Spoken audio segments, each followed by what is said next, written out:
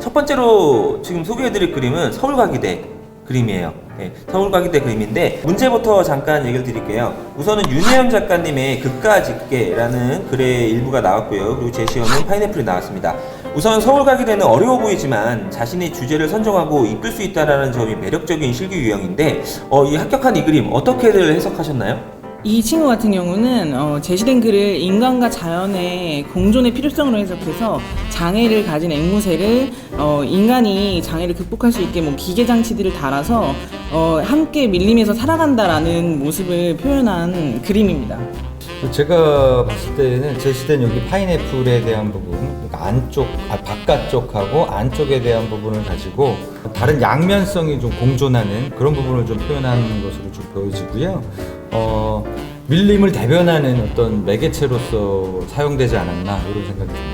이 친구도 처음에는 굉장히 많이 힘들어했던 기억이 있어요. 근데 본인이 차분하게 자기 생각을 이제 노트에 정리를 해가면서 이미지와 합성시켜 나가는 모습을 봤는데 결과적으로 합격을 했네요. 예, 다음 그림 볼까요? 예, 다음으로 소개해드릴 그림은 한양대학교 서울 캠퍼스 수시 문제입니다.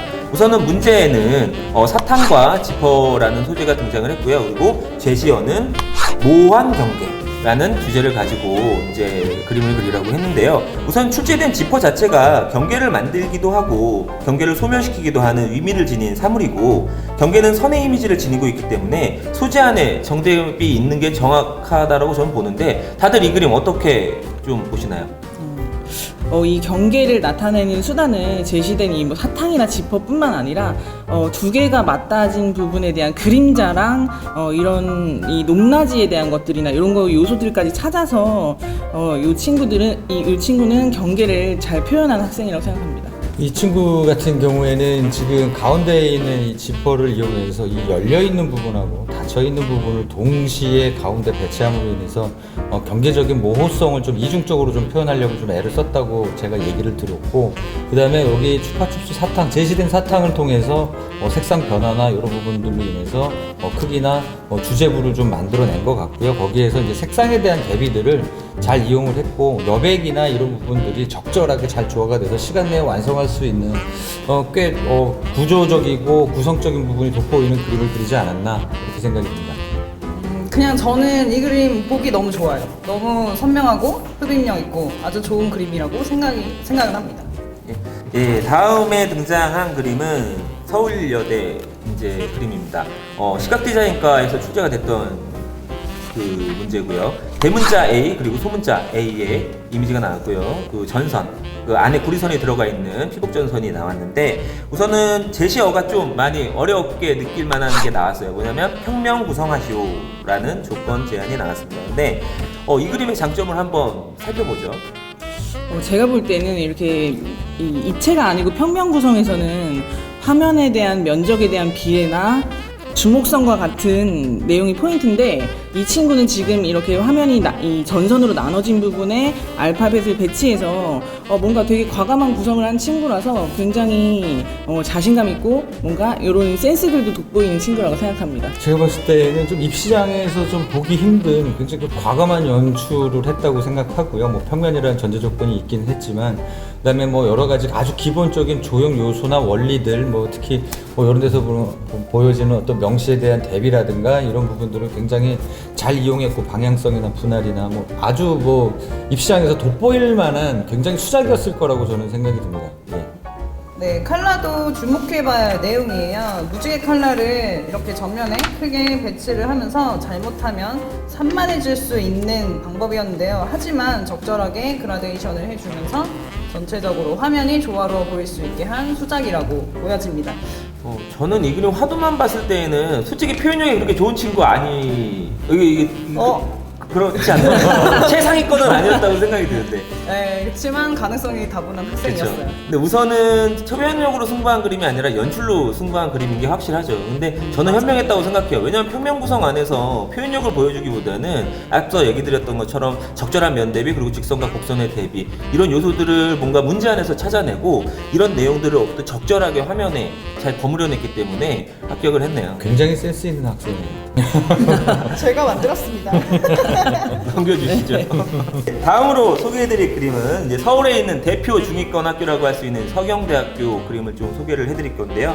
생활문화 디자인학과에서 출제됐던 문제입니다. 아이스크림이 나왔고요. 그리고 계량컵이라고 하죠. 뭐 주방에서 쓰는 계량컵, 그리고 등산용품이라고 보여지는데 이제 고리가 나왔어요. 근데 주제어가 뭐가 나왔냐면 회전이라는 주제어가 나왔습니다.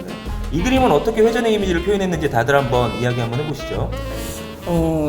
제가 생각할 때 이제 회전이라는 거는 하나의 중심축으로 이루어진 이 운동이라는 건데, 지금 이 친구 같은 경우는 제시된 아이스크림을 가운데 세워놓고 아이스크림 크림이라고 하나요? 요걸 가지고 이제 회전되는 느낌들을 잘 활용해서 이제 회전이라는 조형 언어를 잘 이해하고 있는 친구라고 보여집니다. 일단은 전체적으로 정리감 있는 처리가 굉장히 돋보이고요. 특히 이제 그 명도 대비 밝음 앞에 어두움이라든가 옆에 어둠 앞에 밝음이라든가 이런 명도 관계를 굉장히 잘 끌어내서 그림이 아주 심플하고 깨끗한 느낌이 좀 많이 들고요. 이런 곡선적인 것에 대한 반복과 이런 직선적인 것에 대한 어떤 반복을 가운데 아이스크림에 집중시키는 연출을 해서 회전의 이미지가 굉장히 돋보였다라고 생각이 듭니다. 네, 맞아요. 직선의 요 간격을 아주 잘 이용을 했고, 상모 돌리기 같은 느낌으로 회전축이 쭉 가는 모습이 이 학생은 분명히 조형을 아는 학생이라고 느껴집니다. 전체적인 톤의 밸런스로만 따지면 쉽게 이렇게 보일 수가 없어요. 그쵸? 여기 분명히 어둠 이게 칠해야 되는 거 맞아요. 맞는 네, 거죠. 맞아요. 근데 저는 이 친구 여기다 안 칠한 거 신의 한 수라고 생각해요. 왜냐면 여기다가 톤 넣었으면 꼬였어요. 얘도 죽고 얘도 죽습니다. 근데 현명하게 디자인이라는 어떻게 보면 이름하여 어떻게 보면은 색으로 바라보고 빛을 어떻게 좀 배제한 상태 내에서 디자인을 해낸 능력이 위도된 거겠죠? 네. 진짜 잘했어요. 다음 그림으로 넘어가도록 하겠습니다. 예, 제가 같은 이제 학과의 합격생 그림을 좀 가지고 와봤어요. 근데 가지고 온 이유는 뭐냐면 앞서 얘기해드린 그림과 어떻게 보면 문제를 풀어가고 그림을 이끌어가는 형식이 좀 달라서 제가 소개를 좀 드리려고 하는데요. 저는 우선 밀도가 너무 좋았어요. 생뚱맞은 생각이지만 저는 발상도 보였거든요. 뭐냐면 제가 국민학교 시절에 학교 앞에서 팔았던 아이스크림 기계가 있어요. 소프트 아이스크림 기계가 있었는데 그게 생각나더라고요. 보면 이 친구 같은 경우는 앞에 있는 친구의 회전이라는 주제를 표현한 것과 다른 방식이에요. 그래서 보시면 위에 아래를 이 금속 소재를 활용해서 뭔가 아이스크림 기계같이 만들어 놓고 회전이 가능한 구조로 가로로 해서 이제 회전력이 느껴지는 그림인데, 가운데 아이스크림 보시면 여기 이 딸기잼인가요? 요걸 가지고도 회전까지 이제 같이 연출해주는 센스가 돋보이는 작품이라고 생각합니다. 자칫 잘못하면 좀 산만해질 수 있는 구성이 될 수도 있었을 텐데 표현력이나 어떤 관계 처리를 아주 잘해서 주제부의 어떤 집중이 아주 여기가 돋보이는 아주 좋은 구성을 했다, 처리를 했다라고 저는 그렇게 보여지고요. 네, 저도 같은 생각이에요. 밀도를 일단 좋게 하기 위해서는 항상 전체를 보는 시선과 톤 연출 능력이 필수인데 이 친구는 둘 다 가지고 있는 것 같아요.